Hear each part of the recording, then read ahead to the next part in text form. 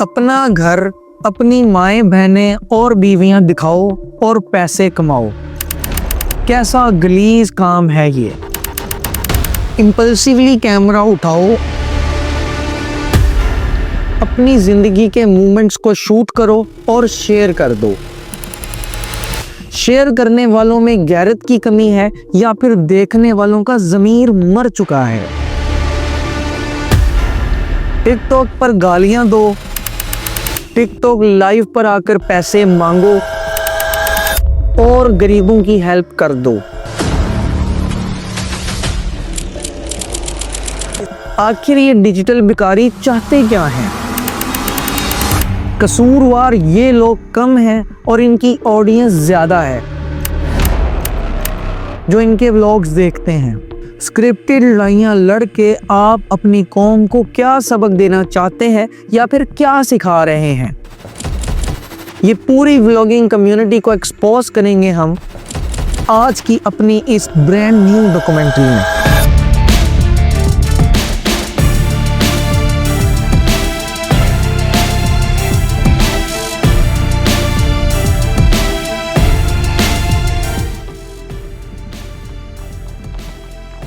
एक नौजवान जिसको आज़ाद चाय वाला और शाहिद अनवर जैसे बहुत सारे मोटिवेशनल स्पीकर्स ने ये कहा कि डिग्री का कोई फ़ायदा नहीं, एजुकेशन का कोई फ़ायदा नहीं। वो अपनी डिग्री छोड़ चुका है और बैठा सोच रहा है कि अब क्या किया जाए, पैसे कैसे कमाए जाएं, ऑनलाइन काम कैसे किया जाए। वो बैठा परेशान सोच रहा है कि क्या करूं, क्या करूं, क्या करूं। अचानक उसके जहन में एक आइडिया आता है। हाँ, रजब भट्ट, मास सफदर, एस्ट्रोलॉजी और डकी भाई की तरह व्लॉगिंग करता हूँ। व्लॉगिंग करूँगा, अपनी ज़िंदगी लोगों को दिखाऊंगा और हज़ारों करोड़ों रुपए कमाऊंगा। लेकिन एक मिनट, स्टोरी से थोड़ा साइड पर चलते हैं। ये व्लॉगिंग का कैंसर आया कहाँ से? ये व्लॉगिंग का कैंसर असल में 2018-20 के टिकटॉक इरा की पैदाइश है। ये वो दौर था जब पाकिस्तान के पूरे इलाकों में जितने कीड़े मकोड़े थे जिनको घर में कोई पूछता भी नहीं था, वो टिकटॉक पर आए और अपनी वीडियोस पोस्ट करने लगे। पाकिस्तान की ढरकी अवाम ने क्या लड़के और क्या लड़कियां सबको वायरल कर दिया और जब टिकटॉक इरा का अरूज कम हुआ तो इन सब ने अपना कैंसर फैलाने के लिए यूट्यूब का रुख इख्तियार किया। अब ये इतने पढ़े लिखे तो है नहीं कि कोई एजुकेशनल कंटेंट बना सकें और ना ही ये मेहनत करना चाहते हैं, तो इसलिए इन्होंने एक ऐसा कंटेंट चूज़ किया जिसमें कोई एफर्ट नहीं लगती और उस कंटेंट को कहते हैं व्लॉगिंग। वापस आते हैं उस लड़के की कहानी पर जो इन्हीं लोगों से इंस्पायर होकर व्लॉगिंग शुरू करने वाला था। उसने कैमरा उठाया और व्लॉग शूट करने के बाद अपने व्लॉग पोस्ट करना शुरू कर दिए। 30 दिन रेगुलर काम करने के बाद भी उसको YouTube से कोई रिस्पॉन्स नहीं मिला, कोई व्यूज नहीं आए और कोई सब्सक्राइबर्स नहीं बने। जब उसने अपने व्लॉग्स का बगौर मुआयना किया तो उसको ये बात समझ में आई कि उसके व्लॉग में तो कोई खवातीन ही नहीं है, तो पाकिस्तान के ठरकुल्ले आखिरकार उसे क्यों देखेंगे। अब वो लड़का भी इन्हीं के कदमों के पीछे चलते चलते अपनी बहन बेटियां इन व्लॉग्स में दिखाएगा और अमीर हो जाएगा और फिर बाद में इंटरव्यूज़ में आकर बोलेगा कि मैंने तो अपनी ज़िंदगी में इतनी स्ट्रगल की है, इतनी स्ट्रगल की है कि कायदे आज़म ने भी स्ट्रगल करना मेरे से सीखा है। हर्डल्स हर लाइफ में आते हैं। बताने का मकसद सिर्फ इतना सा है कि अगर गिरे हो तो उठना भी तुमने ही है, किसी और ने हाथ पकड़ के उठाना नहीं है। आप कहाँ के ज्ञानी बाबा? जब इसके पास टॉपिक खत्म हो जाएंगे तो ये इन्हीं डंगरों की तरह लड़ाइयाँ करेगा, स्क्रिप्टेड लड़ाइयाँ, और हमारी कौम में ये सारा कैंसर फैलाएगा। अब जानते हैं कि ये जितने भी व्लॉगर्स हैं ये पैसे का शो ऑफ करते हैं, अपनी शादियां दिखाते हैं और वक्त ज़ाया करते हैं। लेकिन आप जानते हैं कि इस सब की कीमत कौन अदा करता है? इस सब की कीमत वो 5 से 15 साल के बच्चे अदा करते हैं जो इस कैंसर को कंज्यूम तो कर लेते हैं, इस इंफॉर्मेशन को देख तो लेते हैं, लेकिन ठीक और गलत का राज नहीं जानते। फिर होता ये है कि उन बच्चों का ध्यान पढ़ाई से और लोगों के साथ रिस्पेक्ट से बात करने से निकल जाता है और वो इन्हीं की तरह लड़ाइयाँ लड़ने लगते हैं, व्लॉगिंग चैनल स्टार्ट करने की ख्वाहिश करते हैं और बदतमीज़ हो जाते हैं। फैमिली व्लॉगिंग सिर्फ अपनी ज़िंदगी दिखाने का नाम नहीं रहा, फैमिली व्लॉगिंग में शो ऑफ, पैसे की नुमाइश, शादियां, बहन बेटियां दिखाना, ये सब शामिल हो चुका है। इन फैमिली व्लॉगर्स के बच्चे अभी दुनिया में अपनी असल ज़िंदगी शुरू भी नहीं करते कि उनकी यूट्यूब ज़िंदगी शुरू हो जाती है। जैसे कि इस डंगर को देखें, इसका नाम है मास सफदर। इसने पता नहीं अपने छोटे बच्चे और अपनी बीवी को दिखा दिखा कर कितने ही डॉलर छाप लिए हैं। ये लोग सिर्फ अपनी बीवियां दिखाकर पैसे कमा सकते हैं, ये खुद कुछ करने की काबिलियत नहीं रखते। और जब हमारे बच्चे इनके व्लॉग्स देखते हैं, इनकी आसाइशें देखते हैं, तो वो आइडेंटिटी क्राइसिस का शिकार हो जाते हैं, एंजाइटी एंड डिप्रेशन का शिकार हो जाते हैं। लेकिन वो क्यों? वो इसलिए कि बच्चा जब इनका अमीरों वाला लाइफस्टाइल देखता है, इनकी बड़ी बड़ी गाड़ियां देखता है और इनके घर देखता है, तो वो अपने घर, अपनी गाड़ी या अपने वालिदैन की कमाई से फिर खुश नहीं हो पाता। वो एहसास से कमतरी का शिकार हो जाता है और फिर अपनी लाइफ को कभी इंजॉय नहीं कर पाता, बल्कि उसके दिमाग पर एक बहुत बड़ा बोझ पड़ जाता है कि मैंने भी अपनी ज़िंदगी, अपना घर और अपनी गाड़ी इनकी तरह बनानी है। ये लोग अपने व्लॉग्स में स्क्रिप्टेड लड़ाइयाँ भी लड़ते हैं, लेकिन वो क्यों? वो इसलिए कि जब ये देखते हैं कि इनके पास टॉपिक्स ख़त्म हो चुके हैं या फिर ये कि इनकी ऑडियंस बोर हो चुकी है, तो फिर ये मसाला जमाने के लिए उल्टी सीधी हरकतें करते हैं, जैसे कि आपस में स्क्रिप्टेड लड़ाइयाँ लड़ना। लेकिन गेस व्हाट, हमारे बच्चे भी इनसे यही कुछ सीखते हैं और फिर आपस में लड़ाइयाँ करना और मॉरल वैल्यूज़ को बिल्कुल गिरा देना, ये हरकतें हमारे बच्चों में आ जाती हैं। मैं एज अ टीचर और on the behalf of teacher community ये बता रहा हूँ कि आजकल के बच्चों में टीचर्स की रिस्पेक्ट बिल्कुल ख़त्म हो चुकी है और वो एक दूसरे के साथ शफकत के साथ बात करना भी पसंद नहीं करते, बल्कि बच्चों में जो बंदा सबसे ज़्यादा बदतमीज़ होता है उसको कूल समझा जाता है। इस सब के पीछे जिम्मेदार कौन है? इस सब के पीछे जिम्मेदार यही गधे हैं जिन्होंने हमारी कौम का नक्शा बिगाड़ रखा है। मुझे इन लोगों पर हैरत भी होती है, हंसी भी आती है और तरस भी आता है कि मशहूर होने के बाद ये लोग जब इंटरव्यूज़ में बैठते हैं तो ये कहते हैं कि हमने तो बड़ी स्ट्रगल की है। अरे आपने स्ट्रगल की है? My foot. टिकटॉक पे 4-4 घंटे बैठ के गालियां देना, इसको तुम स्ट्रगल कहते हो? अपनी बीवियां दिखा दिखा कर मशहूर हो जाना, इसको तुम स्ट्रगल कहते हो? तुम मानो या ना मानो, तुम्हारे से पाग रिस्क एक मजदूर का है जो सारा दिन गर्मी में ईंटें उठा उठा कर अपने बच्चों के लिए पैसे कमाता है, लेकिन उसके अंदर गैरत होती है, वो तुम्हारी तरह बेगैरत नहीं होता।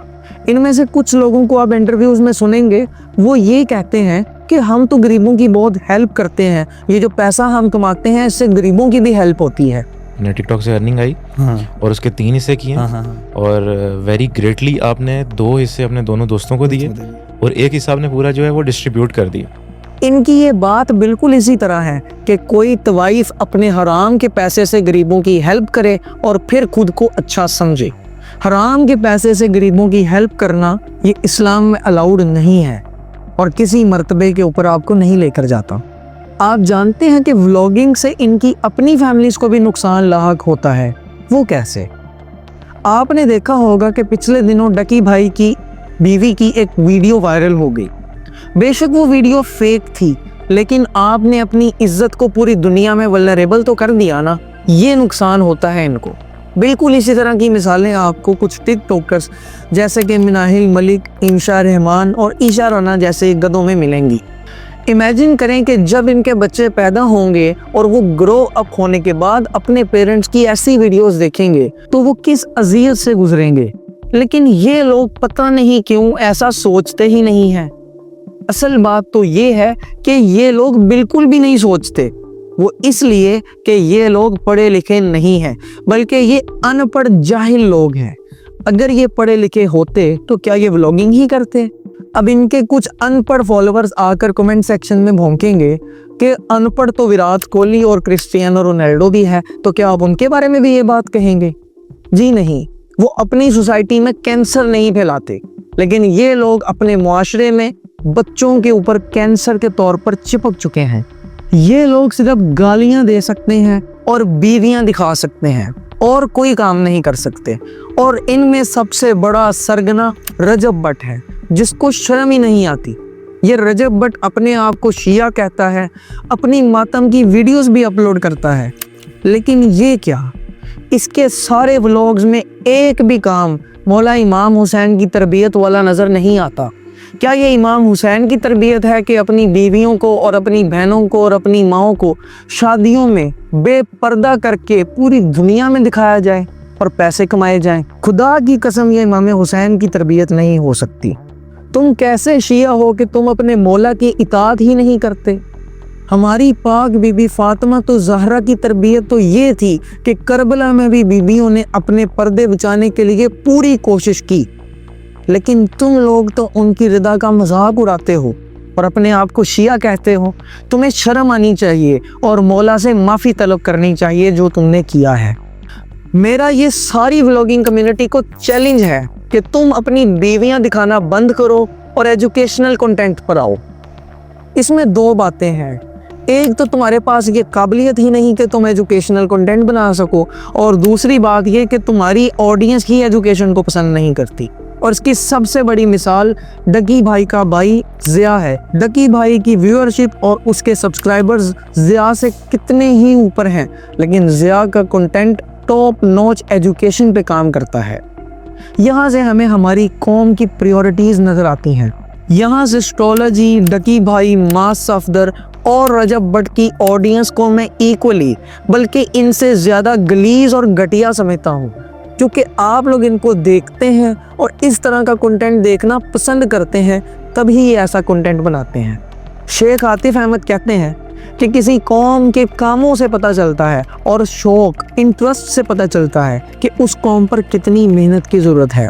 एक ऐसी कौम जहाँ फुहश फिल्में, गंदी शायरी और मजाक, मसाला मस्ती ये पसंद किया जाता हो, वहाँ अहले इल्म का जनाजा ही उठेगा ना। तो शेख आतिफ बिल्कुल ठीक कहते हैं, इस मुल्क में अहले इल्म का जनाजा उठ रहा है। पूरे यूट्यूब पे आपको पाकिस्तान के एजुकेशनल चैनल्स बहुत कम नज़र आएंगे, और जो नज़र आएंगे भी ऑडियंस उनको देखना पसंद ही नहीं करती।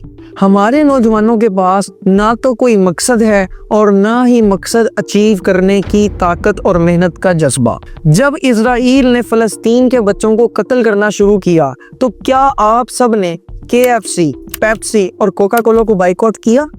जी किया। लेकिन अब जब ये कैंसर फैलाने वाले गधे आपके अपने बच्चों के दिमाग को तबाह कर रहे हैं, उनके दिमाग में कैंसर के तौर पर जा रहे हैं, तो क्या आप इनको बाइकआउट नहीं करेंगे? आज की वीडियो से मेरी आपसे ये रिक्वेस्ट है कि आप इन लोगों का बाइकआउट करें। आप इनकी वीडियोस को देखें भी नहीं, शेयर भी नहीं करें, यहाँ तक कि इनकी वीडियोस पर कोई मीम भी ना बनाएं। जब आप इनको प्रॉपर बाइकआउट करेंगे, ये खुद ही टिकाने लग जाएंगे। यहाँ पर मैं उन सहाफ़ियों को भी कहता हूँ और उन पॉडकास्टर्स को भी कहता हूँ कि कुछ शर्म हया करो, तुम्हारे अपने भी बच्चे हैं जो इस कैंसर का शिकार हो सकते हैं। तुम इनके इंटरव्यूज़ क्यों करते हो? क्या ये कुछ सेलिब्रिटी हैं? क्या इन्होंने कुछ हासिल किया है? नहीं। तो फिर तुम इनको इतनी इंपॉर्टेंस क्यों देते हो? ये मुआशरे के घटिया तरीन लोग हैं और तुम इन्हें पॉडकास्ट पे लाते हो। कई ऐसे प्रोफेसर्स हैं जिन्होंने पाकिस्तान में इतना टॉप नॉच काम किया है, लेकिन तुम लोगों ने कभी उनको पॉडकास्ट पे बुलाने की और सहाफ़ियों ने कभी उनको न्यूज़ चैनल पे बुलाने की ज़हमत नहीं की। प्रोफेसर शफीक अंजुम जो कि फिज़िक्स के इतने बड़े प्रोफेसर हैं, कभी किसी ने उनको पॉडकास्ट के लिए दावत नहीं दी। प्रोफेसर हसन फरीद अभी तक 1 या 2 पॉडकास्ट या 1 या 2 न्यूज़ चैनल्स में वो आए हैं, और मेरी उनसे पर्सनली बात हुई है। उन्होंने कहा है कि मैं पूरे पाकिस्तान के मीडिया हाउसेस में गया हूँ, लेकिन कोई भी हमें एक साइंटिफिक शो की स्लॉट देने के लिए राज़ी नहीं है। मेरी पाकिस्तान की ऑडियंस, पाकिस्तान के न्यूज़ चैनल्स और पाकिस्तान के पॉडकास्टर से गुजारिश है कि बराए मेहरबानी अपने इंटरेस्ट बदलें। न्यूज़ चैनल से मैं ये कहूँगा कि बराए मेहरबानी सिर्फ एक स्लॉट किसी साइंस प्रोग्राम के लिए रखें यहाँ पर, ताकि हमारी कौम को साइंस से भी रोशनासी हासिल हो। पॉडकास्टर से मैं ये कहूँगा कि कौम के बड़े बड़े एजुकेशनिस्ट को बुलाया करें। इन लोगों को बुलाने से कोई फ़ायदा नहीं होगा, ये कैंसर फैलाते हैं सिर्फ। और ऑडियंस को मैं ये कहूँगा कि काइंडली डॉक्यूमेंट्रीज देखा करें, एजुकेशन के ऊपर वीडियोस देखा करें, किताबें पढ़ा करें, फिर आप ग्रो करेंगे। इन लोगों को देखने से यही अमीर होंगे, आपको कोई फ़ायदा नहीं होगा। और अगर आपने व्लॉग्स ही देखने हैं तो ट्रैवल व्लॉग्स देख लिया करें, जिससे आपको दुनिया एक्सप्लोर करने का एक मौका मिलेगा और थोड़ा नॉलेज भी हासिल हो जाएगा। इन लोगों की लड़ाइयाँ शादियाँ देखने से आपका दिमाग कैंसर से मर जाएगा और कुछ नहीं होगा। इस वीडियो को एंड करूँगा कार्ल सेगन की एक कोटेशन के साथ। वो कहते हैं कि जब हमारी कौम या ये पूरी दुनिया साइंटिस्ट और एजुकेशनिस्ट को बिल्कुल सेलिब्रिटीज़ के मकाम पर रखने लग जाएगी तो हमारी टेक्नोलॉजी बहुत एडवांस हो जाएगी। यानी हमें अपनी प्रायोरिटीज़ चेंज करने की ज़रूरत है। हमें उन लोगों को रोल मॉडल बनाना है जो इस कायनात के लिए, इस दुनिया के लिए कुछ अच्छा काम कर रहे हैं। इन लोगों को रोल मॉडल्स नहीं बनाना, ये दुनिया के फजूल तरीन लोग हैं। आज की डॉक्यूमेंट्री में इतना ही। अगली डॉक्यूमेंट्री में हम पाकिस्तान के पूरे एजुकेशनल सिस्टम को एक्सपोज भी करेंगे और इस पूरे एजुकेशनल सिस्टम को बदलना कैसे है, रिफॉर्म कैसे करना है, उस पर बात करेंगे। सो स्टे ट्यून्ड और आप इस चैनल को इस तरह की डॉक्यूमेंट्रीज देखने के लिए सब्सक्राइब भी कर सकते हैं। बहुत शुक्रिया। अल्लाह हाफ़िज़।